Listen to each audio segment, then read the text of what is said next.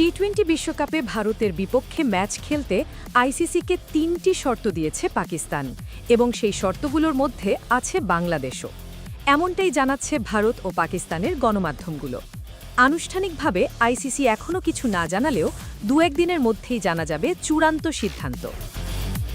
চলছে টি-20 বিশ্বকাপ, সেখানে না থেকেও আলোচনার কেন্দ্রে বাংলাদেশ। ভারত-পাকিস্তান অনিশ্চিত ম্যাচকে নিশ্চিত করতে চাবি যেন বাংলাদেশের হাতে।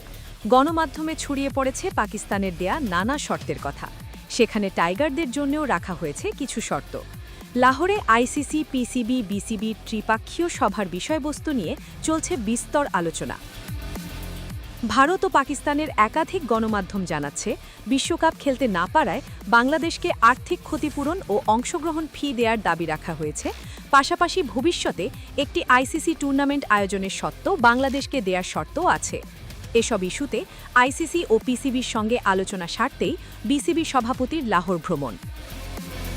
আবার পাকিস্তানের প্রধান দাবি আইসিসির লভ্যাংশের পরিমাণ বৃদ্ধি। দ্বিতীয় শর্ত, ভারত-পাকিস্তান দ্বিপাক্ষিক সিরিজ পুনরায় চালু। আর তৃতীয় শর্তটি আচরণগত, হ্যান্ডশেক ইস্যুর স্থায়ী সমাধান চায় পিসিবি।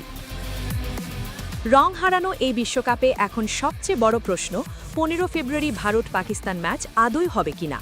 বাংলাদেশের বিশ্বকাপ অংশগ্রহণ ইস্যুতে অনড় আইসিসি এখন অনেক নমনীয়। পাকিস্তানের পাশাপাশি টাইগারদেরও অনেক দাবি পূরণের পথে। এমন পরিস্থিতিতে টি-20 বিশ্বকাপ শুরু হলেও আসর রংহীন, নেই প্রত্যাশিত দর্শক, নেই মাঠে সেই চেনা উন্মাদনা। এমনকি উদ্বোধনী ম্যাচে ফ্রি টিকিট দিয়েও দর্শকদের মাঠে আনা যায়নি। বিশ্বকাপের ইতিহাসে এমন ঘটনা বিরল। এমন বিশ্বকাপ আগে কেউ কখনো দেখেনি। মাঠ আর টেবিলের খেলা চলছে একসঙ্গে। দু-এক দিনের মধ্যেই জানা যাবে নমনীয় আইসিসি কতগুলো শর্ত মেনে নেয়।